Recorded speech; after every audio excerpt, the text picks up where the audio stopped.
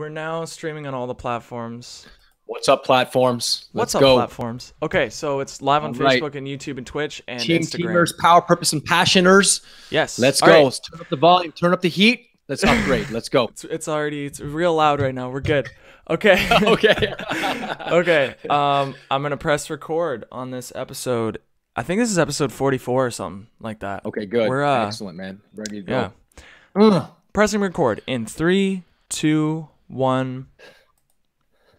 Leaders and healers from around the globe, ladies and gentlemen, gamers and claimers from around the community, from around the universe, from around the earth, wherever you are, whoever you are. Welcome to the Power, Purpose, and Passion podcast. I'm your host, Anthony Cheam, speaker, life coach, trainer, husband, father, son, brother, friend to you right now, wanting to serve you. My purpose is to serve you, claiming my power, clarifying my purpose, cultivating my deepest passions, helping you to do the same, because this podcast is all about claiming your power, clarifying your purpose, and cultivating your deepest, widest, and highest passions so you can ultimately show up as a better, best, and sharpest version of yourself, wisest version of yourself, healthiest version of yourself, and smartest version of yourself, and inspire others to do the same. Thank you for joining us. We are on episode number 3, Master Life Lesson number 3. This week is dedicated to some of the master life lessons I've learned in spirituality, in business, in life, in success, and happiness, and fulfillment, in relationships, and emotional fortitude.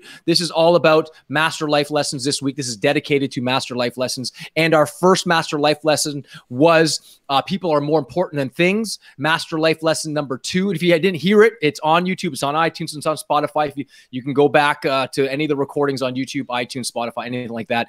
Master life lesson number 2 was yesterday. And Cam, what was that, my friend?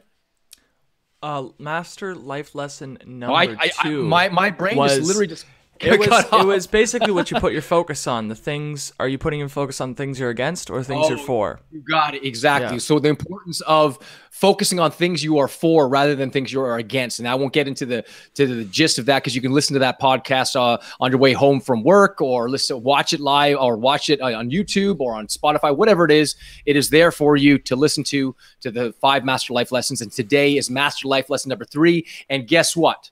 Cameron, the man from Chatham, is going to introduce and talk about it, because we had a good deep conversation after yesterday's podcast for about 20-25 minutes. Is that right? And we basically talked about this master life lesson. And I thought, you know what better way to enhance it and expand on it than to make it a master life lesson. So it is my pleasure, plum-pleasing pleasure, and a privilege to introduce Cam, introducing master life lesson number 3. Go ahead, my friend. What is up, guys? This is the very first intro I've ever done for a podcast topic as of yet, but I'm so pumped to hear about this, because after yesterday's show, I asked Anthony, I said, Anthony, how do you live a simple life, man? Because there's just so much going on in my life, a lot of things to just think about. And it's weird how there's like, I forget what the quote it was. It was like, you know, I've had many issues, most of them just in my head. And most of everything that I'm thinking about and that I feel weighing down my shoulders, overbearing, overwhelming, is mostly just in my head, just things that I'm thinking, which I know is obviously, like, I'm sure the answer to it is very easy. But anyways, I was at the bar playing music, got done my performance, picked up my journal, and just started writing frantically. I just felt the need. Okay, I just had a performance. What did I feel about it? All this stuff. And then at the end, I thought about my life in general. And for like the last page and a half, I just kept writing the words, I want a simple life, period. I want a simple life. And I just kept writing that constantly. I just want a simple life, because when I sit down and have a moment with myself to think about everything that's going on in my life, it is intense. There's a lot going on. And so I just want to be able to simplify it so that I'm not so overwhelmed, because even in my moments of leisure, I feel like the inner cynic is like, what are you doing sitting down? Like, get off your ass and go do, like, come on, man. You got a lot of things to do. And I'm like, I just want to relax, man. Like, I just want to chill.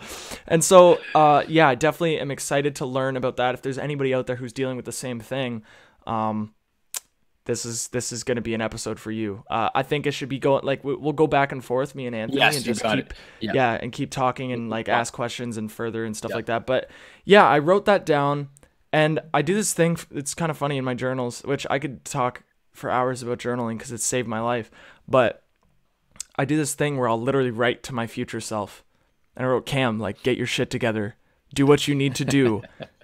You know, whatever it is, you can't go on like this for any longer. And I was just talking to my future self because I knew that the person I am after a performance where I'm feeling like, yeah, I just played music, I can be real right now, my heart's open, to the person who wakes up in the morning and doesn't want to get out of bed. They're two completely different people. So I just wrote to my future self that question, and I'm excited to see what Anthony has to say about all of this. Yes. Well, listen, the title of this, I like to call Simplicity Over Complexity. And I think the most important thing, one of the most important things, I know the reason why we want to include this on the Master Life Lesson Week in Master Life Lesson number 3 was simply because even a story like a guy like Steve Jobs, who was a genius, who started a revolution in the technological world with Apple. I mean, it's one of the, or if not the richest company in the world. And it is, if you notice some of his videos, he wore all black all the time, all black. And one of the things his motive for doing that was because he wanted to simplify his life and not complex it with, oh, what should I wear this day? Because the brain, the monkey mind, just, oh, I got to wear this, I got to wear that, and then it closes the door to your genius, to your creativity, and your ability to focus on what you really, really want and what really inspires you. It literally shuts the door on that. And brain experts, neurologists will prove this, that once you go into your monkey mind of focusing on things that really don't matter, the creative mind gets shut off. It literally gets shut off, and your ability to solve problems, to be creative, to tap into your reservoirs of genius gets literally shunted in those moments of indulging in the monkey mind. So he would basically wear all black. So he would basically, all his clothes were black. So you wake up and just wear black. And it literally opened up his mind to creative juices, creative genius, creative flow, to get into those flow states where he could access powers, purposes, his passion to follow through on his dreams, his desires, and his deep hunger to start a revolution in the technological world, which was start this company, Apple.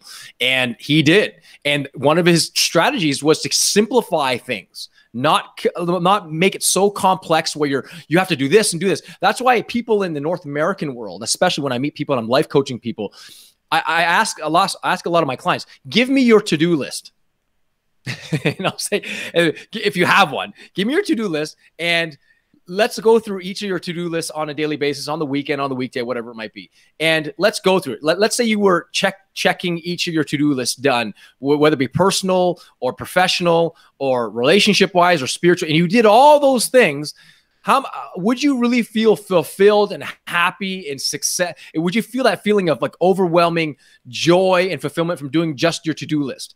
And a lot of people would just go, no, not really. It's just because I'm a routine driven, and I want to get through the day. I want to feel like I've done something. But how many times have you actually done your to-do list and you felt like, I don't feel good about my life. I just don't feel good. There's no juice. There's no creativity. There's no time for me to just be. And there's a great Netflix movie, a documentary called The Minimalists. I know a lot of people out there have probably watched it before. And it's all about living simple, living minimally, and not overspending, living a simple life. And what I got from that and what I extracted from that whole entire concept was simplicity opens up creativity. Simplicity opens up creativity. And it also opens up to the mind that the simpler your life can be, and the more you can kind of simplify it and break it down into minute sort of easy steps, where you know what your result is, you know what your desire is, you know what your purpose is in life, and you live it out fully in every role you play. You're fully present with whatever activity you are engaging in. You start to see the world in a different way. I'm looking outside my window right now, and I'm seeing fall outside. And I can't help be awestruck by the colors of the trees right now, the oranges, the yellows, the greens, the reds. And I'm just like, wow, the simplicity of life right now as I sit there looking out my window, looking at nature and being totally, wow, this world is absolutely amazing by the simplicity. And as simple as we see it, we walk by it and we don't actually give it another thought, an iota of wow, there's a huge intelligent system working here. Call it God, call it divinity, call it universe, call it Tao, call it whatever you want. But there is an intelligent system that's taking over this whole system, an intelligent system that's intelligent mind that's beating our hearts, digesting our foods. And just sitting back and allowing yourself to appreciate the simplicities of life, that if we were to try to create, could you imagine, let me take a step back for a second. Imagine if you were given the task to digest your own food. Man, the complexities of trying to do that and to understand that would just be overwhelming. You'd spend decades and centuries and millennia, thousands of years to try and understand how your body digests food. The point I'm making is this: appreciating life, living a simpler life, not drowning your life with overwhelming things that really don't matter, just so you can get away from the stresses of life, or to numb the pain of living a half-lived life, or showing up at a job that you absolutely do not like and coming home, just distracting yourself by watching 8 hours of Netflix just so you can kind of come down from it. I understand that. I mean, I have a lot of clients who come to me for career coaching, or just not really necessarily career coaching, but just understanding, you know what, I'm not fulfilled at my job. And I simplify it.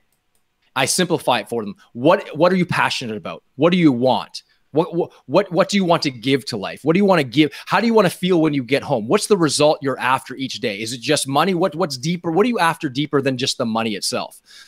And we go deeper, and we focus on the result first. We focus on the simple. I want to be happy. I want to show up at my job feeling like, wow, I'm making a difference in the world. I want to show up at my job feeling like, wow, I'm doing something I truly, truly love. Not just for the paycheck. Because let me tell you something, I understand in certain cases you need to work. But as I heard one guy say, he says, from 9 to 5, work your job. From 5 to 9, work your dream. And to me, yes, there are people listening out there, you need to work. You need to pay the bills just like anybody else. I get it. But on the off hours of that, what are you doing to make your life better in a simplified manner by coming home and spending time with your children, spending time with your spouse, and just watching a movie, going for a walk, having a deep conversation? I mean, one of the simplest things I can tell you, this is one strategy to simplify your life and to appreciate the simplicity of life and the small things in life. The next time you're with somebody that you love to be with, play a game called Taboo. This is a great game, not the board game, but it's a game called Taboo. And the game is like this. If I were to ask you, Cam, this is the game. You and I were to have a conversation. In fact, for you people out on dates, if you're on a date, this is a great game to break the ice. So what you can do is, hey, Cam, what we're going to do is play a game called Taboo. I'm going to ask you a question, any question, nothing's taboo. And if you want to answer it, you answer it. If you don't like it or you feel uncomfortable answering it, then say pass. And then you answer the question, and then you proceed to ask me any question that you want. And from that, you wouldn't believe that simple game, the simplicity of that game. You think it's kind of just boring, but you wouldn't believe what you get to, how you get to know the person in front of you even deeper. Even things like, if you were a superhero, Cam, which superhero would you be and why? Just go ahead and answer the question there, Cam, if you don't mind me asking. Superman. And why would you want to be Superman? Because I like flying. Okay, that's good, right? And so then that's your turn to ask me a question. And you can see, as you start to ask those questions, and ask questions like the 6W I believe it's HI questions. So who, what, when, where, why, when, how, and if questions, and not just yes and no questions. You wouldn't believe the depth through which you get to know people. It could be, again, nothing's taboo. You can ask any question. If you don't feel comfortable with it, you just say pass and you go on to another question. It's those simple conversations, the power of simplicity and making your life simple, going to bed with just saying thank you. The simple life of just drinking water with your total attention on the water, saying, wow, that's what I do every morning. I take my water and go, wow, look at this water. It's nourishing my body. I turn on the tap and I'm able to put my cup under the tap and drink it, and just be totally present with the simplicity of drinking that water, being totally present with that. So Cam, as we expand onto that, what are your thoughts, my friend? So what I got from that was Steve Jobs with his clothing. Yeah. I think it goes back to the saying, how you do one thing is how you do everything. So he started small with his clothes, And he's like, okay, I'm going to wear the same clothes every day and eliminate that little amount of brain power in the morning. You got it. And what that did to him, I think, was teach him to take on bigger tasks in a simple way, and like just starting very small. So I really get that. And I think I'm going to start implementing that, like really, really like knowing what you're going to eat that day and not having to think about it. Knowing what you're going to wear. Like I eat the same stuff every day, my shakes and my smoothies. See, I don't know if I'd be able to do that. I like food. I like cooking. I but, do too, man. But in my sense, like the simple way of doing what I do would just be to write it down. Like, I'm going to eat this tomorrow. I don't need to think. I don't need to sit because the amount of time we spend thinking about what we're going to eat is ridiculous. Probably more than what we actually spend eating. So yeah, that's what I got out of that. Another question I had was how on earth, just, okay, in my context, I am the type of human being who I guess is like, I'm a multi-instrumentalist. Yes. In life. Not just with instruments. So I like filmmaking. I like the podcasts. I like marketing. I like comedy. I like teaching. It's like all this kind of stuff. How is there a way is there a way that I could take all of these things, balance them out so that there is a equilibrium and I'm not going crazy? Yeah. Because it's weird because there's no happy medium. I could stick to one thing, but then I just feel like it gets boring really fast.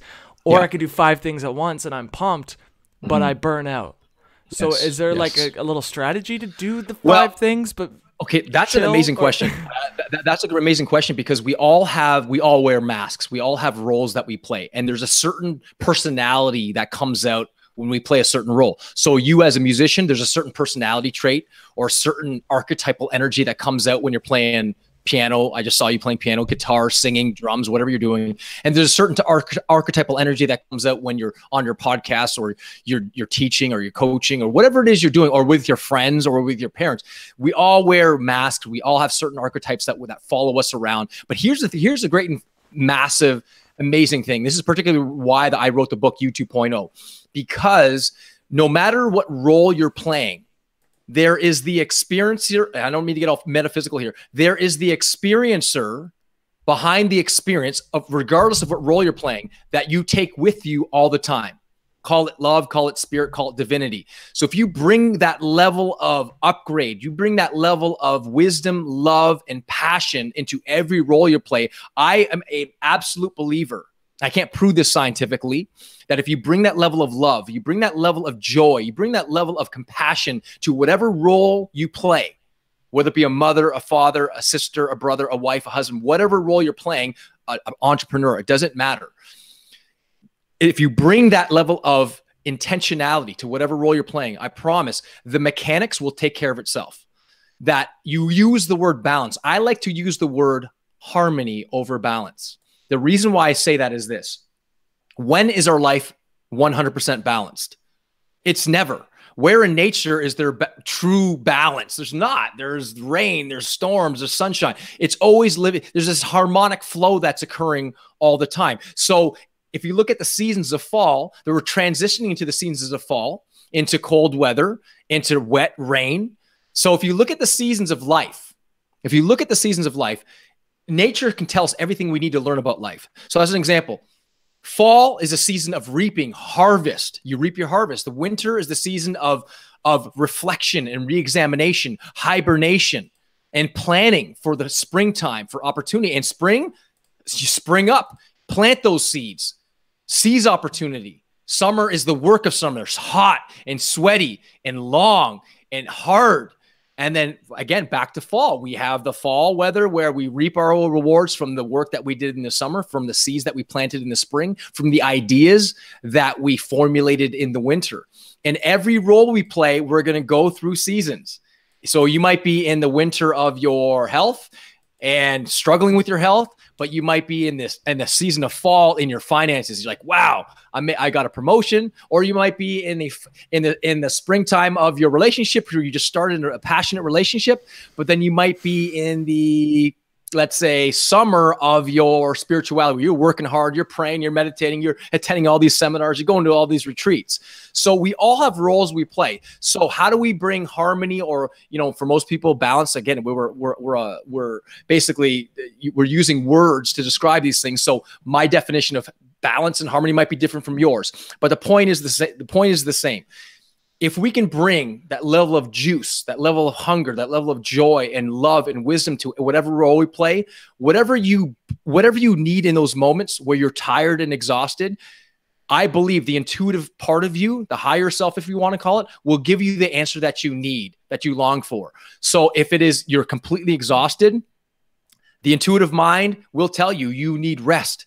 You definitely need rest. I don't care who you are. If you are Jesus Christ or Tony Robbins or Mother Teresa or Martin Luther King, it does not matter. We all have seasons where we're going up and have seasons where we're going down. That's actually not just seasons. They're on a daily basis. You're going to go through ups and downs. You might, as an example, might win the lottery, and then that same day, God forbid this happens, you might get a call that your mother just got diagnosed with cancer. And all of a sudden you're like, whoa, the heights of joy and happiness, and then bam, you get, I mean, as an example, getting that call that Friday morning from my mom, I mean, that was one of the hardest things that morning. I never expected that at all. So back to your point there, Cam, I think more important than anything, than the roles we play, is tapping in and tuning into the highest parts in you, the highest capacities, potentialities, capabilities, and bringing them into whatever role you're playing. And I believe the answers will come. I believe mechanics will take care of themselves. Not to say mechanics aren't important, but if you bring that level of juice to whatever role you're playing, I promise, man, and I've done it. I'm living proof of that I'm just going to trust that this intuitive divine spirit is guiding me. That's what living a life of faith is all about. And that I'm guided, and the answers will come, and I will learn and extract whatever lesson I need to, even if I do make mistakes. Does that help, or is that sort of just broad? Oh, yeah, for sure. I can actually give an example of the intuition kicking in. So 2 years ago, in this room, actually, which is kind of funny, this time last year, basically, I was doing this thing where I would meditate for 2 hours straight. I just sit on my floor, put on an essential oil diffuser, light some candles, and just meditate. And after day 2, after the second meditation of the 2 hours or whatever, I came to an extremely intense life decision. And I basically, I just I knew what to do. I knew what was right. I knew exactly what I needed to, what decision I needed to be made for me to start enjoying my life again and enjoying what I do and all these things. And so I guess and I've done that a couple times where something inside of you just says, yeah, do this. And all of a sudden you're like, yeah, okay. And the decision you might be making might really upset people. And both occasions that I've done something like that, it absolutely did upset people. But sometimes you have to, people are going to get upset. My buddy told me there's no wrong way to live life. There isn't. There's no right way to live life either. It's everything is just, it is what it is. You were born, you don't owe anybody anything. You get to make your own choices. We all have free will. You know what I mean? So I'm not saying go murder someone. I think you understand what I'm trying to say when I mean, yeah. So, that makes a lot of sense. What other advice would you give? Say I've got 5 things, and one of them is for me, it's one of them is, in the eyes of society, people love it. They're like, that's great. That'll do you, right? It's as an example, I was supposed to go to college and I didn't. And most people around me were more proud of the fact that I was on my way to college than they were that I've started a business, that I've recorded 6 albums, that I've done a tour, that I've made a movie for charity, all these things, that I have a podcast. And it's really tough because when your environment promotes one thing and trashes another, it's you don't want to follow your heart at that point. Following your heart would mean pain in that sense. So what would you have to say about that? Well, that's that. You know what? I have to say that was one of the I think it's one of the hardest things in being human, is because, and I said this to someone yesterday, I was talking to him on the phone, and I said, sometimes the people that love you the most are your biggest opposition. I mean, it's sometimes it's not because they hate you or want to see you fail. It's just because at some level they do care for you, and they are seeing you and your decisions. This is not necessarily a threat to them and their identity, but perhaps it's not the blueprint that they live through compared to yours. That I've had many times where people have said, I will go to university, because 90% of the world is taught to go, you got to go to school, you got to go to college, go to university, you got to get a good job and retire at 65. And that's not the blueprint that I want. My blueprint is I'm going to work, and I'm going to love work, and I'm going to continue giving. I'm going to be empty every day. I'm going to be both exhilarated and exhausted doing what I was meant to do on this planet.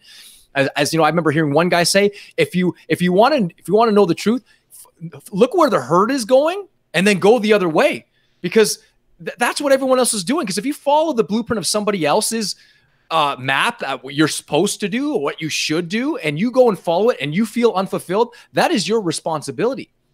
I might be a little sentimental here, but I'm a big believer that if your heart is telling you something to do something, 99.9999% of the time, it's probably the right decision, or your gut's telling you to do something. That if, for example, you got 2 doctors in your family and they're telling you to become a doctor, and you want to play the violin in an orchestra, and that's all you want to do for the rest of your life, then you know what? And you go and follow your dream. I got a tremendous amount of respect. But here's the reason why a lot of people tend to, sorry, give me a second, guys. We got a little, sorry, guys. Little cancellation flow. Sorry, guys.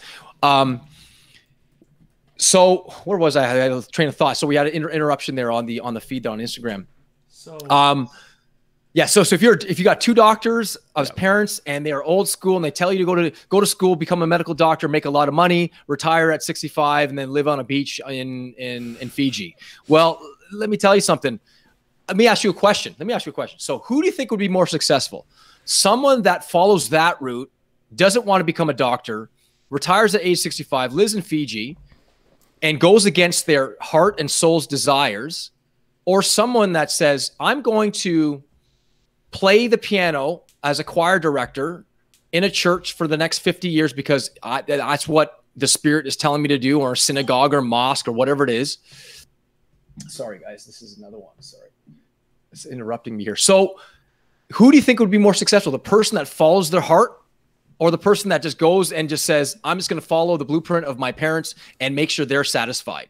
Now, for me personally, and there's no judgment, I would rather be the person that just follows their heart and their dream, or a person that says, you know what, I'm just going to be a janitor and clean sinks and toilets all the time, but I'm happy doing it, and volunteer my hours to the homeless and the poor. Hey, if it fills your heart and that's what you feel like you were meant to do, then great. Yeah, and sometimes it's like people just wanna paint, and it's like, society says, oh, you're a painter, you're gonna make no money, you're not helping anyone. Some people want to play video games. Yeah. And there are people making thousands of dollars, tens of thousands of dollars just playing. Yes. And in most people's eyes, it's like, you're not doing anything for the world. Like, go get a real job, contribute to society.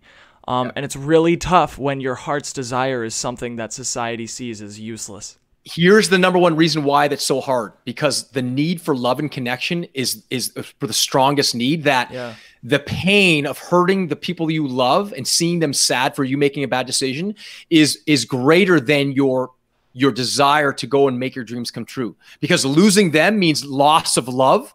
Mm-hmm. And then gaining that means, yeah, I get to gain my dream, but then I lose my parents, or I lose my best friend, or I lose, oh my God, that's not worth it. But here's the thing. Herein lies the sort of the dilemma and the paradox. Don't die with the music still in you. I don't want to die. That scares the crap out of me. More than anything, like that fear, I turn that fear into drive and say, no, I don't want to die. I've got a song to sing. I've got a poem to write. I've got people to impact. I've got a divine spirit within me that just wants to scream and shout and dance like no one's watching, or dance like everyone's watching, and I don't give 2 craps what they think, right? So live your dream. In fact, I look out there into the world, and oftentimes my ego, my inner cynic comes out, and I see someone with purple hair wearing odd clothes, and my judgment comes out and says, "Oh, look at that person dressing." And then I step back for a second. And there's my inner spirit comes, "Wow, that's bold. I wish I was that bold to be that bold, to wear those clothes, to just be that free and live that way, and to sing that way and to write that way." And you know what? At the end of the day, when I first wrote my book, I said my intention wasn't to sell 1 million books. My intention was just to go write a book and go, because that was my heart. That's what my heart was telling me. And I remember this one quote from one of my favorite books is The Alchemist. And I guess I'm paraphrasing here, but he says, "Tell your heart that the fear of suffering is worse than suffering itself, that no heart has suffered when it goes in search of its dreams. For every second on that search is a second with God and with eternity. So follow your heart. Throw your heart and soul into that which you fear the most, and love and wisdom and intentionality and divine spirit, invincible power will literally drown that fear." I'm a big believer in that. I was just going to say, on the topic of simplicity, I think once you finally do that and follow your heart, things get taken care of. Things are simple at that point, because the only thing you need to worry about is just being you, right? If you're doing what your heart came here to do, if you're doing what you came here to do, then all you really have to do is act naturally, and all of a sudden, it happens, right? And obviously, it's a little bit more difficult than that, just like you said, because we don't want to upset people, we don't want to lose love, but and there's also just the big stigma of certain things that make you happy. I know people who literally say out loud, "Money is everything. Money makes you happy. Money is happiness." And when I hear that, I'm like, whoa, that's a scary place to be. Well, I can say, I think I gave you this metaphor, Cam, yesterday after our podcast yesterday, and I guess we've gone off topic a bit, but I'm glad you brought it back to the simplicity part of it. But I told you that, imagine you have a tub of water, like that's maybe a 1/10 full, and then you have hydrochloric acid that's a 1/10 of it too. So there's going to be half acid and half water. There's 2 ways you can get rid of the hydrochloric acid. You could fight the hydrochloric acid and try and separate it from the water, or the simpler way would be to add more water. In the case of life, the water is love. The hydrochloric acid, excuse me, guys, the hydrochloric acid is fear. So you could try and fight the fear and get rid of the fear and battle with the fear, battle with the ego, battle with the inner cynic, or you can simply say, okay, right now I'm just going to add more water to my life, add more love. And this goes back to yesterday, focus on what you're for, not what you're against. And that will be magnified and enhanced. And as you said, the answers come more quickly. Life becomes more simple. And if you look at people, and I'll end here, if you look at people who go through near-death experiences, you talk about living a simple life, they don't come back going, "Man, now I'm going to make more money." They don't come back saying that. They go, "Wow, we only get so much time here. Life is love. Love is life. And I'm going to be an instrument of that in everything I do." And there's literally no more fear of death. Their tastes in music changes. The minute problems that our ego makes important, our inner cynic makes important, becomes a dust that we just wipe away. And because we focus on love and admiration and appreciation and gratitude and grace and compassion, and that we're here to be instruments of love. That's it. So thank you guys for joining us. I know we went off on a tangent there.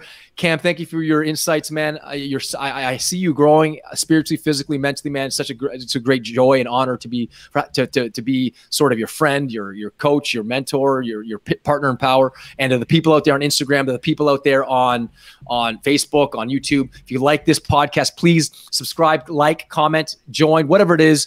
We're here to serve you. And so, to your continued upgrade and evolution, live it up with power, purpose, and passion. God bless you guys. We love you. See you tomorrow for Master Life Lesson number 4.